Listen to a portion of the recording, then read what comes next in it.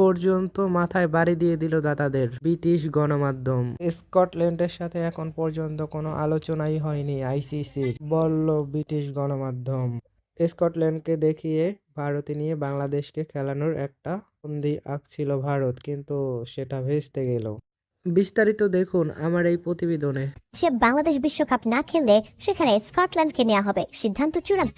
তবে এবার হাটে হাড়ি ভেঙে দিল ব্রিটিশ সংবাদ মাধ্যম বিবিসি। জানা গেল স্কটল্যান্ডের সাথে আইসিসি এখন পর্যন্ত কোনো আলোচনাই করেনি।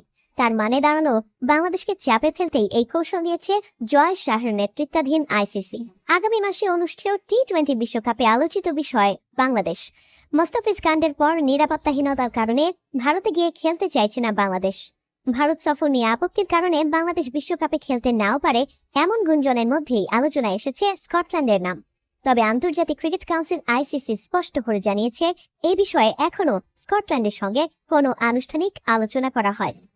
বাংলাদেশের সম্ভাব্য সরে দাঁড়ানোর খবরে ক্রিকেট স্কটল্যান্ডের পক্ষ থেকেও সংযত প্রতিক্রিয়া দেখা গেছে। স্কটিশ ক্রিকেট কর্তৃপক্ষ জানিয়েছে, তারা বাংলাদেশের প্রতি সম্মান দেখিয়ে নিজের থেকে কোনো আলোচনায় যেতে চায় না, তবে সুযোগ এলে প্রস্তুত থাকার কথা জানিয়েছেন স্কটল্যান্ডের ক্রিকেটাররা। বাংলাদেশ ক্রিকেট বোর্ড বিসিবি অনেক আগেই আইসিসিকে জানিয়ে দিয়েছে তারা ভারতে গিয়ে টি-20 বিশ্বকাপে অংশ নিতে অনিচ্ছুক। নিরাপত্তা ও অন্যান্য বাস্তবতা বিবেচনায় বিসিবি চেয়েছে বাংলাদেশের ম্যাচগুলো যেন অন্য কোনো ভেন্যুতে আয়োজন করা হয়। তবে এই বিষয়ে এখনো চূড়ান্ত কোনো সিদ্ধান্ত জানায়নি আইসিসি।